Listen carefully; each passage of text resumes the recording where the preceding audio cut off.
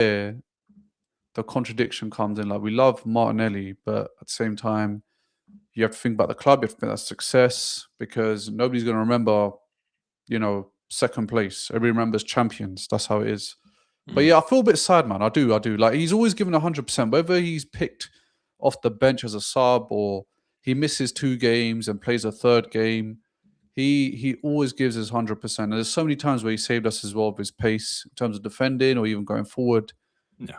But I think now he's open to Al Hilal more than he used to Galatasaray, which is surprising because he rejected Galatasaray because he thought the project isn't good enough. But then Al Hilal, I don't know what they can offer him apart from money in terms of football. Like, it's not competitive. You ain't going to have Champions League.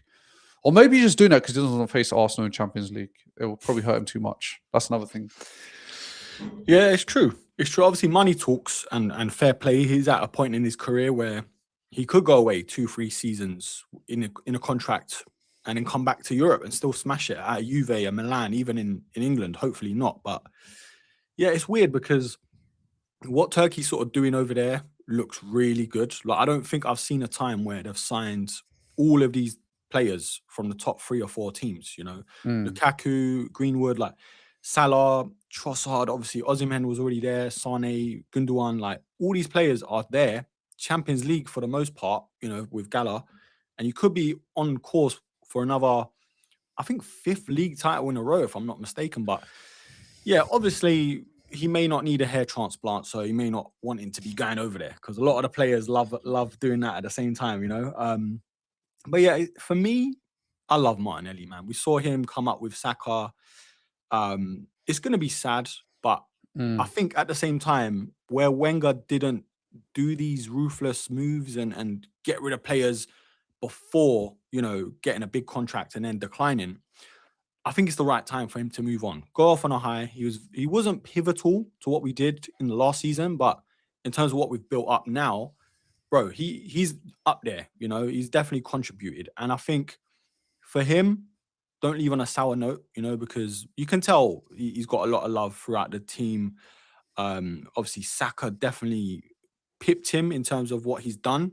Because they were neck and neck at one point, and those two were unplayable. The likes of Jurgen Klopp coming out and saying, Martinelli, that guy, I wish he played for Liverpool and all of this. But look, if the rumors are true, he does go. I'm just kind of scared on if we've got enough time to get a left winger over the line, bro. Like, where do you see that going? That's exactly what I was going to say. I don't think he should go if we don't have a left winger coming in this window. If Eze is going to play left wing, I don't think that's going to be good for Arsenal. I think Eze isn't as effective on left wing as he is compared to playing that number 10 role.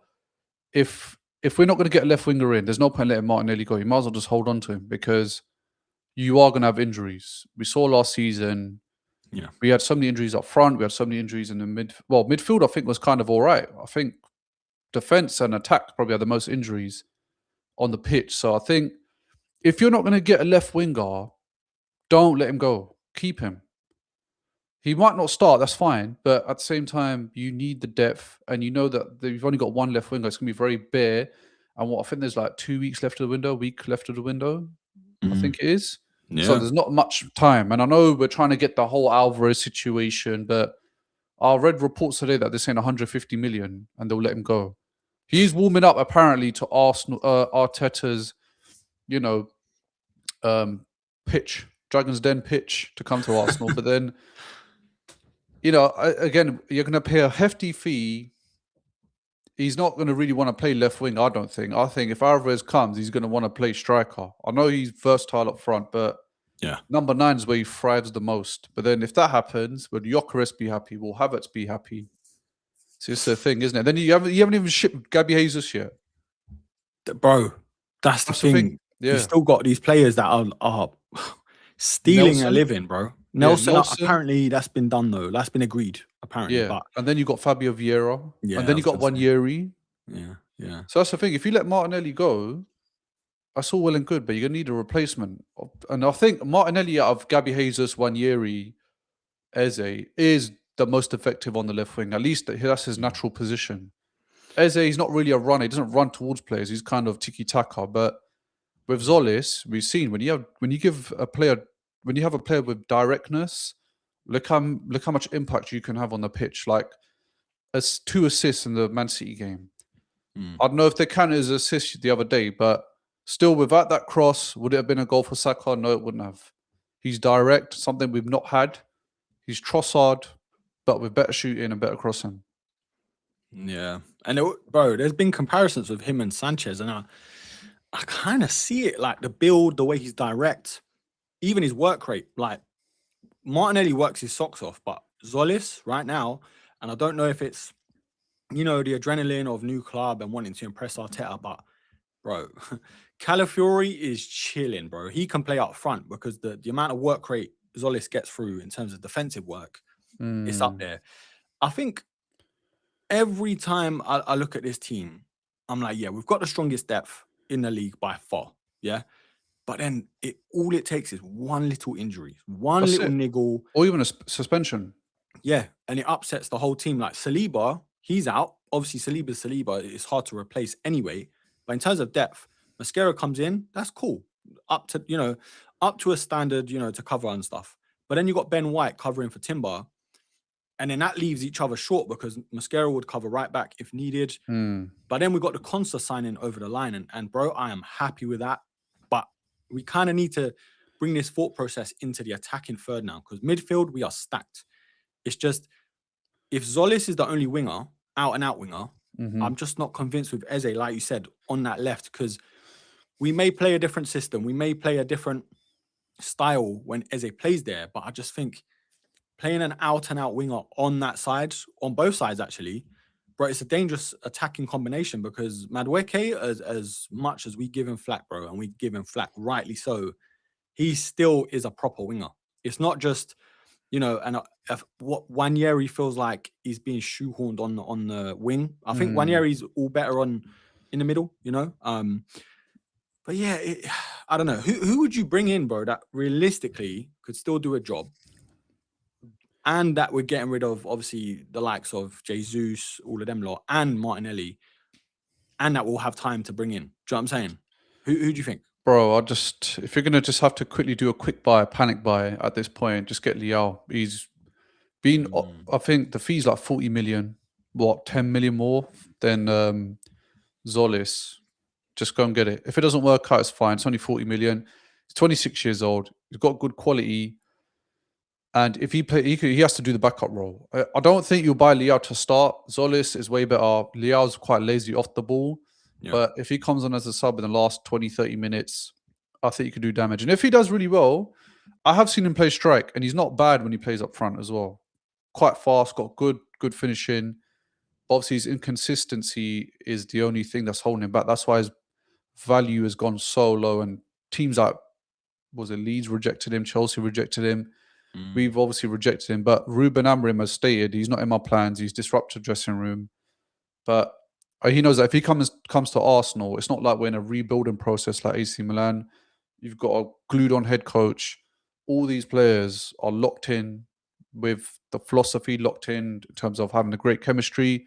You can't disrupt that. So if you're going to do that, then obviously you'll leave. But I'd say for the bench, just get Liao. I'll be honest, like I wouldn't pick any other winger out there to start over Zolis right now. Like I was saying to you before, if we did get Vinny and Zolis does these types of performances where he's tracking back, getting assist after assist, Vinny's not going to be a type to sit on the bench. So sometimes but I feel like that's still good for us. Yeah. Because if you think about it, all the signings that we seen them in their pomp, in their peak, and settled into their new team. So it's not like we're losing quality, but I think if they on that left, I just think it's just it's like 2 steps forward, 5 steps back, where attacking wise, obviously, I think the way Arteta wants to play this season, it's already been seen the past couple of games at least. I know it's still early, but he's going for blood, bro. Or at least not as, how do you say it, complacent and sort of negative and all of that as last season. Whereas Gyökeres, as much as he did well overall, there was a lot of spells in the league where it's like he weren't ticking, you know. Yeah. But look, I think we got to banter the rival fans. Obviously, Jamsy's here. 12:30 kickoff. We kind of know how difficult that is. Away as well. Newly promoted team. People are going to be like, "Oh, it's only Coventry, newly promoted team." Big up to Jamsy. So if you're a United fan or you just want to banter United, go subscribe to him. Yeah, he's rubbish at FIFA. What did you think? Obviously, was it expected? Was it like, I think there was like 3 teams that basically had a training session. It was us with Coventry, training session with Tottenham. And if you noticed, all 3 teams did not concede any goals. So I think with Man United, the problems, new season, same problem, is what I'm going to say. Mhm. I was right when I said this. Carrick, new manager bounce. He did look promising, but it's new manager bounce. They do this every single year. They'll get a new manager, boom, things will start going well. Oh my God, we got Alex Ferguson's successor. I think they've had more managers, like you said, Erk, than trophies. Yeah, and that's not even a hot take. That's the actual truth. Solskjaer, I think he was the closest thing that they had to being champions. And Mourinho, what, they finished second twice in 14 years. They call us bottle jobs, no problem.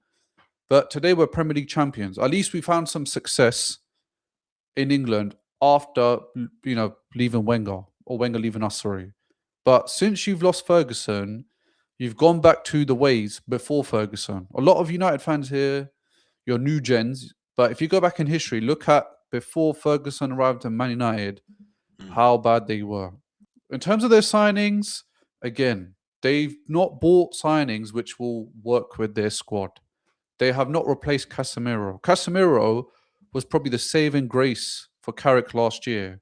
He was your second highest goal scorer, I think it was. And then you brought in Tillemans, you brought in Andre Santos. These guys can't run. These guys can't work together. I don't care if it's the first game. You got a first game which is Hull. To sit there and say, don't underestimate Hull, okay, that's fine. But you spent 150 something million on your midfield. And your midfield looking tired out there. At least give Hull a good game. They've not even conceded a goal. So then you got upfront problems now because you can't score. Beautiful. It's Yeah, beautiful. I'm not going to sit here and say I'm not happy. I'm buzzing. Like, I think the thing is, it's kind of what we predicted, where you got like some United fans, and rightly so, Carrick's got the most points since he's taken over. Yeah, bro, that don't matter, bro. That really, unless there's trophies at the end of the season, or at least you're working towards them the next season, you got to kind of just be like, all right, let's see, let's wait. Obviously, they've got a couple signings coming in. I think Baliba, I think they're after a couple more, but that whole team needs gutting out, bro. Like, I'm talking from Maguire's got to go, like all these players. And look, this is an Arsenal channel. But at the same time, how many times do we see rival fans talk about Arsenal? Because it's the clickbait thing to do. Yeah. And look, we saw this coming from a mile away. Yeah. City got a lucky escape, and we'll talk about the rest of the fixtures from the opening, week. I think Chelsea's kicked off already, but we'll obviously update you guys in the chat as well. Yeah. But look, bro, that team just looked spineless. Obviously, Bruno just doing Bruno stuff, losing the ball himself, blaming others, arms in the air. Tillemans looks like he ain't run a 5K in his life. And Santos, what does he do, bro? What does he do? Is he a defensive midfielder? Is he creative? Is he a box to box? I don't know. I haven't watched enough of him, but I think you guys need at least 2 more centre mids to go with what you have. Yes, you got Belieber coming in, which is fair, but attacking wise, Sesko ain't been it. He hasn't been it for over a season now. Obviously, Cunha, for me, Cunha's never been a striker, bro. He's been more of a sort of false 9, even a winger at times, or a floating 10, like he used to do at Wolves, But yeah, look, obviously we're going to get into it on the BTL pod, so we'll save a lot of our waffle for that. Next up, Spurs. Mate, been waiting bro, for this one. 3-0. Now, I didn't watch the whole match. I watched a bit of the first half and glimpses of the second. But I think it's the score that matters, isn't it, bro? Did you watch it or? I watched bits of it, but I think you know what it is. I don't know. I don't think anybody really looked at Arsenal, looked at United as much as everybody wanted to look at Tottenham because obviously you've got De Zerbi, you've spent loads of money in the midfield, got good recruitment in the defense. They probably got the most signings right now, and they're top quality signings, no doubt. So I think they had a lot of, they had a lot of spectators in terms of other fans from other clubs, and then they go out there, and again they crumbled, kind of like United. Like when I was watching the highlights, even to see the areas where they went wrong, it was just lack of concentration, like the way they were losing the balls or in their own Yeah, half or in their box and trying to do the fancy stuff rather than, just sometimes you have to do the Sunday league, mate. When you're getting pressure, loft it out. Get your team out in front of outfield. Stop inviting pressure in by sitting back. But that team, man, they just looked just so dysfunctional. I don't know if De Zerbi, you know, first game, bad luck or whatever you want to call it. But yeah, Tottenham, they did not look like the Tottenham that we expected. They looked more like the Tottenham that we saw we know last year. that we know. Yeah, exactly. Yeah, it's mad, especially like when you're the Fernandez was on the bench. Tonali played, I think. I think Yeah, he Tonali played, started. yeah. But it's like, bro, with a few of these signings, they let Jed Spence go, which I think was criminal because yes, he's probably happier playing on the right, and you're not really getting ahead of Porro, but at least have him on the left or try and convince him to stay and play some cup games on the right or whatever because they got picked apart, man. You got Birdwell, you got, I think, what's his name? Bentancur still there, bro. A lot of these Yeah. players, like United, have no legs in the midfield. So they just get torn apart. Silly mistakes as well. The keeper, Kinky, what's his name? Kinski. Bro, Kinky. yeah, I know, bro. Who is this guy, bro? Like, you got Dubravka, which has more experience, been around the block, probably not as, I don't know, man. They're both terrible in it. But at the same time, you'd want a team as settled as possible. You're starting 11, even if they're not 100% fit, to be starting in the best possible way. As in, Fernandez starts, up front, they got problems as well. But they've made a couple signings, some good signings. I'll be real. I would have taken Marmoush or Savinho as second fiddle, but Mm. do you think those two sort of move the needle for them, or is it just going to be more of the same? I mean, I think it definitely does move the needle. I mean, I know they've got Mateus Tell. Kulusevski's been out for 2 years. Yeah. They've got Kudus. Obviously, Richarlison's not firing. They've lost. I wouldn't say lost because they never had Moani. He was just on loan. But if you look at it, Marmoush will probably be the number 9, the striker, because he's playing for Savinho. Obviously, will go on the right wing because that's where he was playing majority of the time for City when he was playing. And obviously, Kudus to come back. So if you have Kudus, Marmoush, Savinho, number 10, Xavi Simons or Madison, whoever you want to pick, Tonali, Fernandez. I feel like on paper anyway. But then again, you can have the best players in the world. If you don't have the right coach that instills the right philosophy, it's pointless. Just look at Madrid, prime example. They had Arbeloa, Xabi Alonso. You can have all the players in the world, but if you don't have a great football in mind coach, it will not work. Now, I'm not saying this to throw any shade at De Zerbi. I respect De Zerbi highly. I've always said he's a great manager. Tottenham are lucky to have him. But I feel like with Tottenham, it's going to take time. I don't feel like it's going to come off the rip. The difference between them and United is De Zerbi came at a worse time than Carrick did for United. Because Carrick did not have to fight relegation. De Zerbi came in, fought relegation, and helped them escape. But at the same time, he said, if I'm going to be doing that, you need to back me up next year. And after respect Tottenham, they've given De Zerbi the signings he wanted. They've made like 7 signings, 6 signings. That's a lot of signings. It's kind of like us last year. And look, without those signings, we wouldn't have got to, the promised land of the Premier League. I'm not saying they'll do that, but at least they can probably challenge for maybe a Europa spot minimum because 2 years 17th, if they do that again, the 3-peat of 17th, that team's got to fold. 100% it's got to fold with the amount of money they spent. Administration, bruv. But Trust me. you can't spend this amount of money and stay the same. Like it should be Yeah. illegal, bro. There should be like a ban or something, because now there's no excuses. They need to be, like you said, around the Europa Leagues. Some are saying top 5, bro, Champions League spots, which I think is a bit unrealistic this season. Mm. I think De Zerbi still has to sort of create that identity with the club, with the players he's brought in, because they've made amazing signings, bro. Half of them we would have taken. Senesi, Van Hecke, like Yeah. great defensive centre backs, especially compared to, I know Van der Ven's injured and that, but Romero, as much as you kind of want one of them lunatics in your team, he just weren't captain material, bro. He just didn't give a monkeys. Like, he just wanted to be out of there, Bro, we almost got him. Imagine him over Console. Yeah, that would have been mad. Yeah, that's the thing I want to ask you though. On terms of do you think Romero's better than Console? Without the Arsenal bias. I think he is. He's a World Cup winner. Proven longer than Konsa.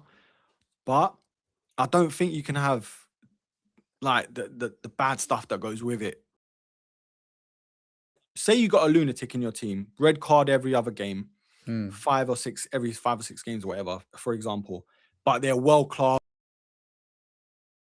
They're pulling out 8, 9s a game, like ratings. I think that makes sense. But I don't think Romero's there, bro. I don't think he's as good like in terms of decision making and red cards and stuff. If he was under Arteta, if he was challenging for titles and Champions Leagues, I think so, bro. I think a lot of the stuff he was doing was out of frustration because he plays for Tottenham, like not being where they should be by the management and everything. What do you think? Who do you rate out of those two? I'd probably say Romero, man. Like, as much as starts trouble and gets red cards for stupid reasons, but in terms of ability, like, he's great in the air, aerial threat. Comparing him and Van der Ven to Gabriel and Saliba, but I could understand why they were trying to get to that kind of conclusion. Romero were doing good defensively until I think one of them got injured, and obviously the momentum kind of went out the window. But yeah, I mean, to get to that, think about Konsa as a lone individual is great, but he wasn't part of a amazing or good centre back pairing. Romero, in my opinion, is better than Pau Torres, and Van der Ven's better than Pau Torres. So, but I think Konsa, like, to buy somebody that wants to play for your club, level-headed, will come in already, mates with some of the players, like we saw with the video of Eze. It's a bonus, but because I think if you have a player coming from Spurs, there's always gonna be a bit of tension, I think, in the dressing room. Even if it's not always going to be a Sol Campbell situation. Like, Sol Campbell actually wanted to be an Arsenal player. Like, I want to be it. And the thing is, because he was English, obviously, we as a club, we're going to welcome him. The media's going to welcome him in because he's an English centre back. But with Romero, he's got a negative light in the press anyway and the media. Yeah. And he's always going at it with Arsenal players and whatnot whenever we have the North London derby. So I don't think you'd get the same welcome. And you know what? You never know. Behind the scenes, when they're probably speaking about it, that's probably one of the things that they have to address. That, look, he's coming from a rival. Will our players welcome him with open arms? I don't think so. Not as well as... Nah. I think Konsa as well it's a smarter move than people are giving credit for, because he can play right back and centre back equally as good.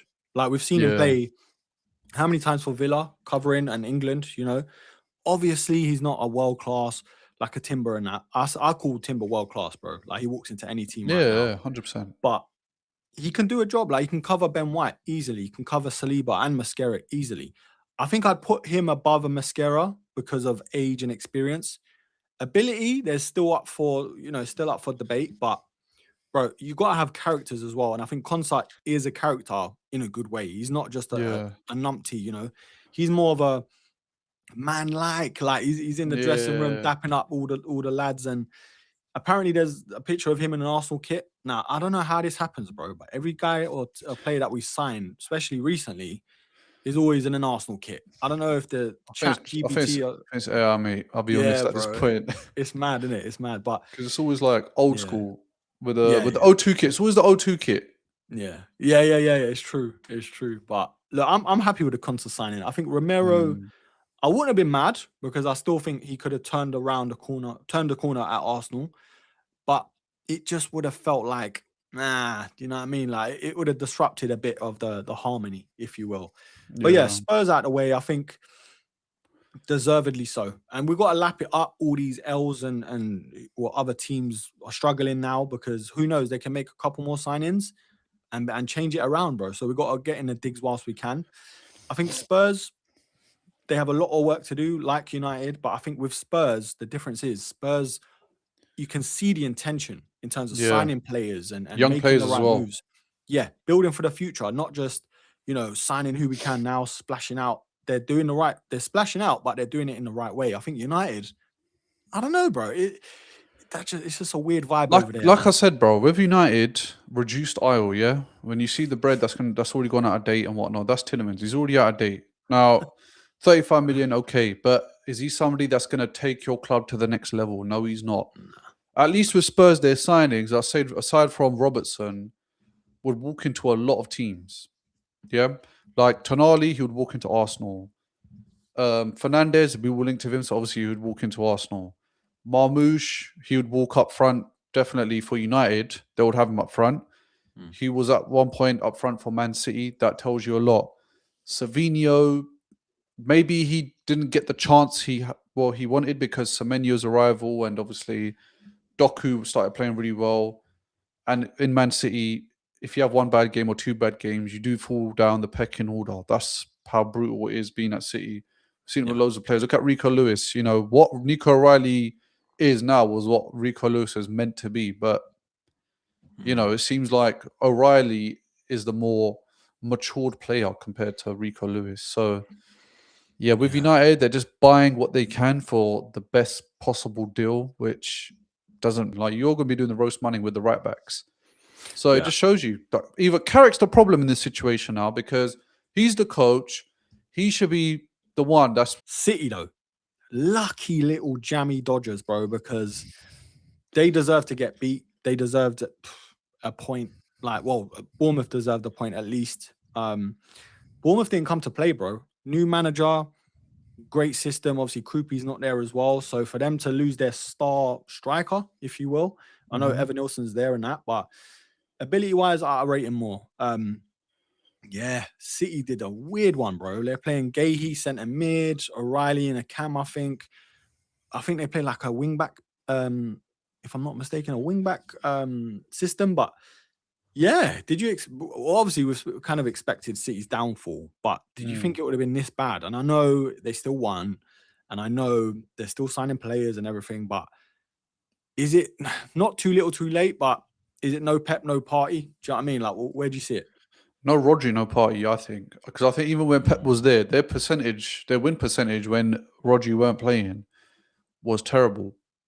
yeah. Thankfully, he was injured for part of the season last year. I think that's why we won. But Rodri's like a generational, like you said before Busquets. I mean, after Busquets, Rodri's the next best Spain central midfielder. So the DM role, and then there's nobody else close to him. Like we say Rice and whatnot, but bro, the way Rodri pulls the strings, helping the defense push forward as well. I don't think Rice can get to that level. Rice is still sick, don't get me wrong, still world class, but Rodri's just different gravy.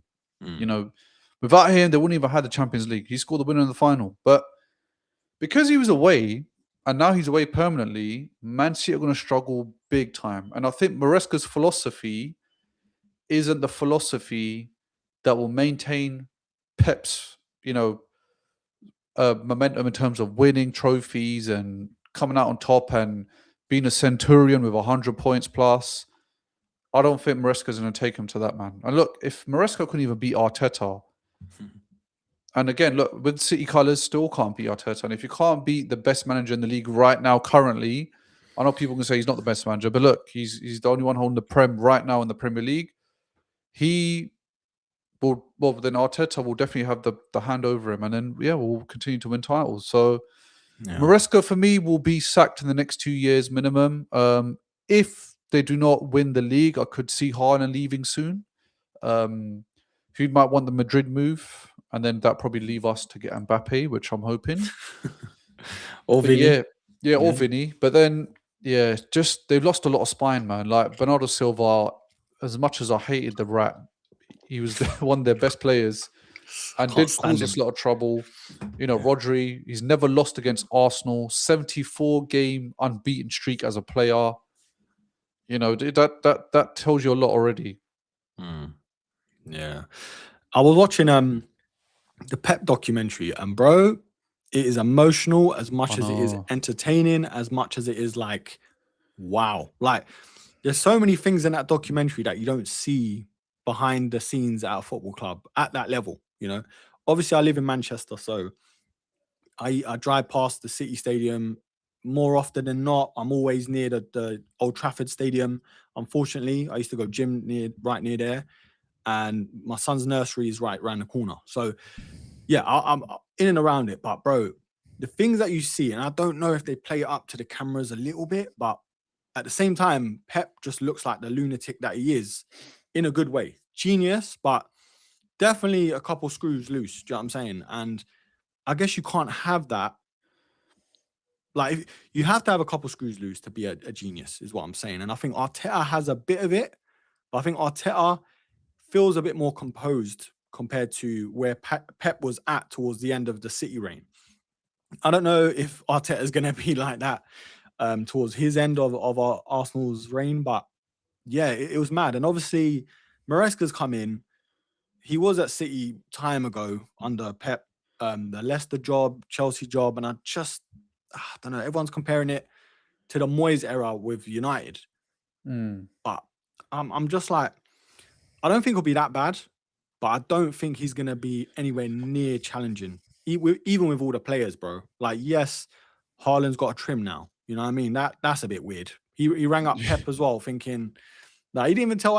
Obviously, he showed Enzo Maresca, but I don't know. I think they're just still hanging on to the Pep legacy. And I agree with you, because I think if Haaland's not happy for another season, yes, he signed a mad contract, but bro, he's young enough to turn up at Madrid or Barcelona and still break records. Do you know what I'm saying? Mm.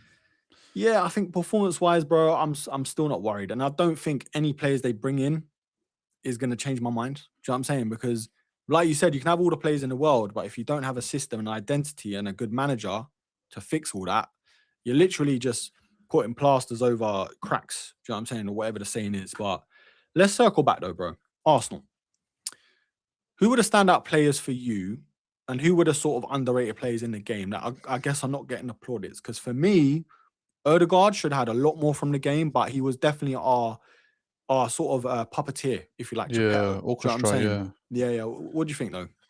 Yeah, I think for me, the underrated player, I'll be honest, it's probably Ben White, man. Like, he's looking like his old Mm, self again. I know last year he struggled a little bit, had spells where he's playing well, kind of up and down. But you know what? The City game kind of showed me, you know what? This Ben White, he's on it this season, looks fresh.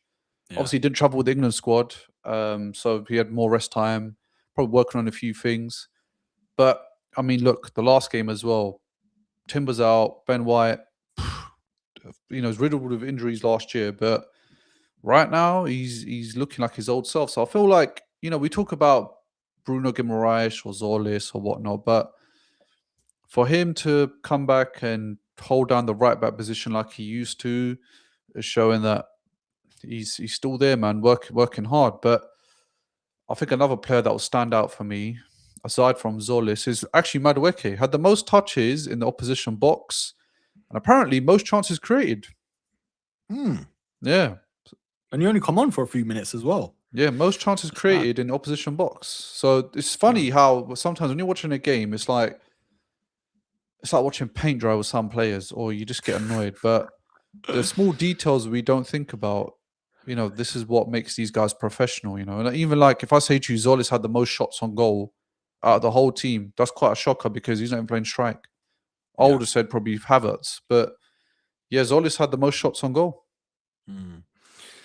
I want to ask you, because we kind of obviously was on WhatsApp and that talking about Martinelli, and we know what's happening there. But Mm. Gyökeres, bro. That's kind of not getting me worried, but it's kind of making me think: is there a bit of a madness of him actually being offered to Barcelona or going to Barcelona, and in that way we get an Alvarez? Because I'd take that all day, but he's not had a sniff at first team football, bro. It's, you Like know, it's I it's I I weird. I understand what you're saying, and that's the thing. Barcelona are interested in Gyökeres because he's like the second option, Mm. and I think there's as a striker from Club Brugge as well that they link to, but I know Gyökeres is on the list. Apparently, Gyökeres likes the idea of Barcelona. Maybe because Gyökeres is thinking, right, I don't think I can get. How do you bench a player that's on form? You can't, bro. Yeah, Like King yeah. Kai is doing what King Kai has been doing in the big games. Obviously, Coventry's not a big game, but look, City showed up. Gyökeres, I was saying Zolis might unlock the scored good amount of goals last year, but failed to show up in the big games, and that's Clear when it comes to his build, his strength, and running a player down and pressing and everything. I just think Havertz is the smarter footballer, bro. Like the more technical. And yes, Gyökeres he's probably our best finisher right now, but he doesn't get in those positions enough for me to appreciate it. And look, we used to moan, oh, the team's not playing for him, but bro, we're not playing for Havertz. Havertz just makes stuff happen. Havertz links up the play. Havertz 9 times out of 10, even 8, he's always in the right place, the right time. And if not, he's doing other stuff that we won't appreciate because it's IQ, football IQ. And I think although Gyökeres, the first season he done all right, 24 goals, all comps, and I think he was sort of not done over, but I think the Havertz injury did derail the season to start with because Gyökeres was meant to be eased into the team. Havertz was the guy. Gyökeres missed pre-season. Obviously, the madness with Sporting happened, and I think he's still trying to catch up physically with the tempo of the league and everything else. But yeah, I hope he doesn't go. But I think if he goes at the detriment, no, if we get Alvarez at the detriment of Gyökeres, I'll be happy with that, because we've seen what Alvarez does and can do. Are you feeling the same, or would you hold on to Gyökeres? Like, um where are you seeing that? I mean, the thing is, it's a win-win situation, really. Mm. Can Alvarez even outperform Havertz right now? That's what I'm saying. Like Yeah, I think he's probably the most informed striker in the league. Like if you think about it, I guess. Havertz. Yeah, yeah. Who else is the most informed striker in the league right now? Mm. Haaland has got less goals than him right now, anyway. Mm. Failed to score against Arsenal. I think did he score? He scored the penalty, didn't he, against Bournemouth? They didn't have a penalty, did they? It No, was they a didn't. header, Oh, it and was a header from Gavardio. Was it no, Gavardio? Guardiola scored and Gahey scored a header. I think. Yeah. Yeah. So look, obviously Havertz has got one goal. Haaland doesn't right now. Mm. But performance-wise, Havertz is doing what you'd expect from a £90 million player, £100 million player. But if we get Alvarez, will he bench Havertz? I don't know, innit? That's the thing. It's hard to say, Mm. man, as well, because so that's what I'm saying. Yeah. It's a win-win situation. Like I like Gyökeres, work rate's great, and I'm hoping this season's breakout season. I don't think last year was bad, but everybody says judge a player by his second season, and we've got 9 or 7 players that we're Mm. still looking at. Zubimendi, Mosquera, Kepa, bruv, he's still shit in my eyes. Yeah. Madueke, Eze, yeah. Eze, obviously Gyökeres has 6 already, and then Mm. obviously I think we had who else did you have? Obviously Nketiah? Hincapié, yeah, Yeah. Hincapié. We forget as well, guys. Hincapié was bought permanently this summer, so technically he is a signing that we made. Made a lot of Yeah, defensive yeah. signings. So yeah, I think Alvarez, he's a good player. I really do want him, but if we don't buy Alvarez and we keep Gyökeres, it's a win situation. And obviously, if Gyökeres goes, but we do get Alvarez, so we're to keep Gyökeres, and I feel it's a win situation there as well. Yeah, I'm just thinking like there's certain players who are class, world class, quality, whatever. But will they be an Arteta player, an Arteta system player? Because we love playing on the wings, cutting it back or whipping it in and all these sort of things. And I think with Gyökeres, he's the sort of player he needs the ball at his feet. Like I've never seen him be at the right place at the right. He's gambled and that's it, but he's not. Like I said, the intelligence isn't there compared to a Havertz, and I think Alvarez feet technically better. Run is in behind, obviously faster than Gyökeres, whatever. But I just think, bro, like it's a good problem to have in it, and I don't think we've had this for a while since probably Lacazette and Aubameyang, and we still kind of work that out. But when I thought Lacazette clears all the strikers that we've had or been not linked to, because obviously I kind of think Alvarez is better. Before Aubameyang came in. Yeah. It's with the little strikers, I mean Lacazette, he didn't do too bad. You know, we were going through a bad patch. So rebuilding. we were rebuilding and politics behind the scenes as well. So I feel bad for him in that aspect. But yeah, Alvarez could he be using Stone to get to Barcelona? See, that's another thing as well. But I'll take that though. Like, bro, I would not mind as long as he's not mugging it. He's respectful and he wins us stuff. I'm good, bro. No, but I mean, look, imagine after 1 year, let's say he comes this season, yeah, Champions League, and says, "I want to bounce." No, bro, that's fine with me, bro. You've done your job. 200 million. Yeah, exactly. Because Liverpool is so low when it comes to not elite, but like at least class, world class, or touching world class. Because he's Kane's, Haaland's, but after that, Gyökeres, Alvarez, like who else is out there that turn on for what you pay for? Do you know what I'm saying? And I think Alvarez is one of them. Like you pay 100 mil, 150, you could still recoup.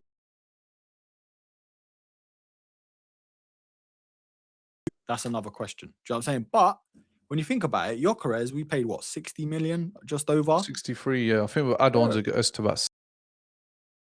Selling for 100 mil, bro, in this current market because there aren't many strikers that people are interested in and that are proven.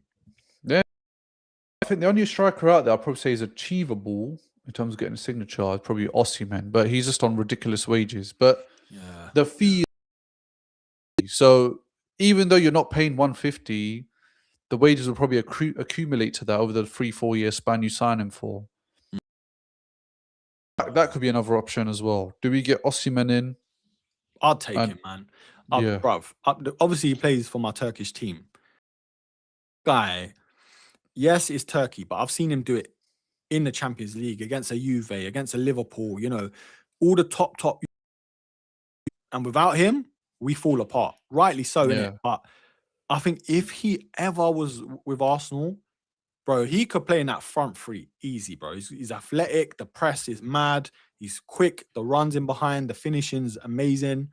And provide an assist or two as well. So, yeah, I have seen the dark side to him as well, though, bro. Like, he has a red card in him. Do you know what I mean? He does lose his head quite a lot. But I think with a player like that, it's worth a gamble. With a Romero, I don't think it's worth the gamble. Do you know what I'm saying?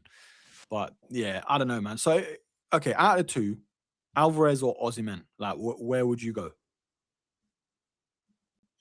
I'll probably say because Pep's system when Alvarez was there, it's kind of similar to Arteta's, that possession based and passed out of the team until they create an opening.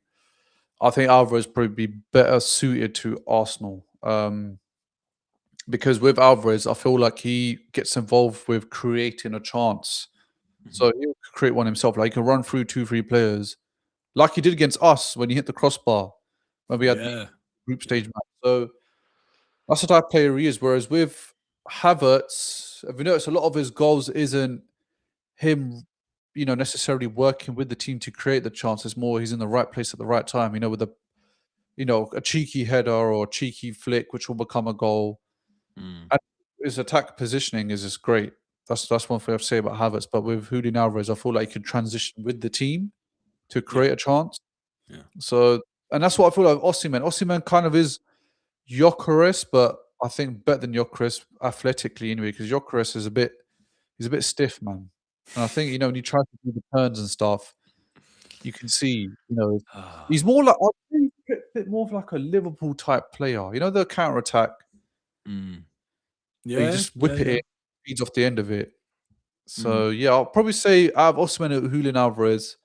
Julian Alvarez is a bit more suited to us, I'd say. Yeah, I'd say, man. I'd say. But yeah, the match, bro. I think we could have easily had 4 or 5. But Yeah. it's still early on in the season. You don't want to overexert yourself. You don't want to risk injury. Players are still coming back to full fitness and all of that. So it was like a proper champions performance, a proper sending a message to the rest of the league, And I think in the past, under the lights, Friday night, opening day of the season against a newly promoted team. Remember Brentford a couple of years ago? We would fold. We would get bullied. We'd be like panicking. And I think the Mm. mentality shifted because they could probably smell fear as well. The same way we're calling out the rest of the league sort of in transitions and whatever else they got going on. I think they know as well, bro. And it just feels different, like not in an arrogant way, but in a more professional. Not like, oh, we're gonna win a league already, but it's more like prove us wrong then. Do you know what I'm saying? Mm. And I think the key moment, the key player, I should say, or player of the moment is Odegaard, bro. Like, do you feel like that's a new signing? I know it's cliche to say, but because we haven't seen a good It's Odegaard it's in at just least 2 it's just seasons, man. it's just a question the whole league's asking. Like, is this Yeah. Odegaard gonna return 2 games in? I mean, I'm counting the Man City Community Shield as a game in because it's still something on the line, which is a cup, whether you want to call it dinner plate or what, besides the point. But it's still a big game, You don't want to lose to a Premier League rival that you're battling titles for. Yeah. Yeah. And he looked class. He looked like his old self in the Man City game. Looked really good in this game as well. So yeah, I think Guimaraes signing in the first game with Man City, it allowed a bit more freedom for Erdegaard because Erdegaard, like I said, used to sit with the centre too much, but Mm. he didn't do that too much this game. And I think it's because Arteta's kind of trust in the midfield a lot more, especially with Skelly in there. Yeah. Um, Yeah. because I think with Arteta, what his approach was last season, do not concede.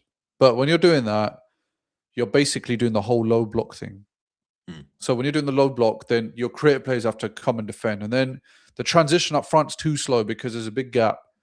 Or getting out of your own half will take longer. And then if you lose possession or whatever, you're back in the same pick you was at the start. So I think Erdegaard's allowed a lot more freedom, a bit more advanced than we're used to seeing. And that could be the reason why we might see the old Erdegaard back, which I'm hoping for. And that's Yeah. what I was kind of hoping for Martinelli as well. I thought if Erdegaard can do that, then I'm sure Martinelli could as well. But obviously, it looks like Martinelli could be on his way out, man. Obviously. But yeah, I think, Yeah. I'll be honest, bro. I've got this inkling feeling that we're going to have a big, big player coming. I don't know why. I just had this inkling feeling that there's going to be Mm. one big signing coming. Do you know what? This is why I hate Twitter or X, yeah, because all I've been seeing on my timeline, Berta's flying out to Madrid, just Josh Kroenke's seen in Madrid, all of this nonsense, bro. And I don't know what to believe. Like, my head's gone because a part of me is saying, look, unless an Ornstein bomber or a Fabrizio comes out and says certain things, I can't believe it. But at the same time, a lot of these Twitter journalists have been right as well. So I wouldn't rule it out, bro, because I know Arteta, the way he's talking, the way he's feeling, and the energy he gives us is like gives off. It's like we're not done. You know that Wenger Özil Mm, interview where he's like he done the maddest cheekiest smile and be like, just be ready or something. And I'm with you, bro. I think someone like an Alvarez would just be mental. Do you know what I'm saying? Because Konsa, there was some smoke, there was a lot of whisperings, but we kind of felt like, nah, we don't need him. But now we've got him, we're like, yeah, we do need him actually. Because look how thin, like Ben White didn't get a rest. Mascara couldn't get a rest on that opening game where yeah. ideally it would have been Timber coming off for Ben White and a Saliba coming off for a Mascara. Do you know what I'm saying? If they were all fit. So yeah, I think I'm with you and I'm hopeful that there is going to be one last, at least, mad attacker to come in. Because Bruno as well, him picking up a hamstring injury, bruv, well, you can't make this stuff up. Do you know what I'm saying? But Yeah. yeah, Odegaard, man, I'm with you as well. Like it feels like he's got that freedom again to create because him as well, he feels like he can trust a Miles Lewis Skelly there, a Bruno there, a Zubamendi there, or Rice. Obviously, Rice came in. I didn't want to see him, but at the same time, he looked good. He looked like he was No, back he to his did. old self, bro. Yeah. Yeah, without him, he wouldn't have got the. I mean, he's the one who brought the ball forward for Zolis to give the assist for Saka. Yeah. Yeah. But yeah, man, it's about. And the thing is, with the transfer window now, it's like you were saying, every time you go online, Alvarez is warming up to the idea of Arteta. Osimhen wants to come to Warriors as well Bro. because people say he's still got football in him. But I said I would have him as a third string left winger, solid ones to start That's the ahead of thing. him. That's the thing, yeah. Yeah. Because we're in So 4 competitions, 4 big ones, bro. And I know Carabao, people say, oh, it's Carabao, but we've not won it, bro. I don't think we've won it anyway. So yeah, you said he's we coming want, for everything as well. That's what they said. They want to come for yeah, everything. yeah. And look, we're in a position where depth wise, we should be, bro. We've got 2 reserve keepers that could start for a couple of the Prem teams. Let's have it right. I Yeah, mean, Kepa at Bournemouth, sensational. Yeah. yeah, Then obviously the back 4, you got 2 or 3 that can cover multiple positions. Obviously, we spoke about midfield, attack, probably our weakest, in terms of quality to depth ratio. But yeah, bro, I think the old Arsenal would have been happy with where we're at with the squad. But I think this Arsenal, it's like, nah, we're not leaving anything to chance. We're trying to sign players, even if they're in their 28, 29 era, we're still going to sign them because we're trying to win now, not in the next season or 2 and stuff. And that's what's great. Obviously, Yildiz, that would have been a great dream. Obviously, the knee injury is gutting, but maybe that's why we didn't get him, bro. Maybe we'll go for him in January, maybe next season, yeah. And yeah, it's just looking promising, man. I mean, Saka, we'll talk about him as well. I didn't really want to see him, but again, looked good on the ball, looked comfortable. What do you think about Saka? You kind of feel like he needs a rest still, or still He manages does need a minutes? rest, but do you know what else is like been bothering me? He's so greedy. Like the chances he has to put in the Oh, box or pass, he'll yeah, rather shoot or he won't look around before making a cross. Like I've noticed that. every winger looks up where they're passing the ball. You can't pass the ball in the box blindly. It never works out. Or if it does, it's by chance. But every great winger looks at where he's passing. No one ever passes with the eyes closed. But with him, he'll try to do the whole decoy thing. Sell him with the eyes when he does look Mm, up and then go for a shot. And he'll go side netting yeah, all the time. Like what he was good at in that 22-23 season was playing off the player, assisting. The thing is, when he assists, that still counts towards your tally of quality for the end of the Yeah. season. Look how much Man United fans are, rolling out the carpet for Bruno Fernandes, 22 assists or whatnot. So for him, he's just been a bit greedy. I don't know if it's because the whole star boy situation or, Mm. he's the England poster boy, but I think for him, he just needs to go back to his old ways where he wasn't as selfish. Yeah, I did like though that old school link up of Ben White, Saka, Odegaard. I thought Yeah. that 3 on that side was everything we've been missing because although I prefer Timber all round, I love Timber, but there's something that Ben White offers going forward with that chemistry of the other 2 that I don't think Timber has yet. Not saying he can't have it, but I think Mm. going forward, I don't think Timber's as on the level as Ben White with, like I said, that combination. Yeah. Going obviously the other side, Timber's clear in terms of defense. And I think if we keep those 3 fit on that side, it's going to be a madness because we see so many pockets that Odegaard got into because of that link up with, Rice bringing the ball forward, Zolis carrying as well, and then you got on the other side Saka driving, Ben White overlapping like mad because he assisted Odegaard. And there was a couple opportunities, bro. They could have easily got a goal or an assist between them, another couple. Do you know what I mean? But Mm. yeah, man, I'm happy, bro. I think we could have went for more, but at the same time, like I said, I'm glad we didn't overdo it, overexert. People are pulling up with cramp or whatever.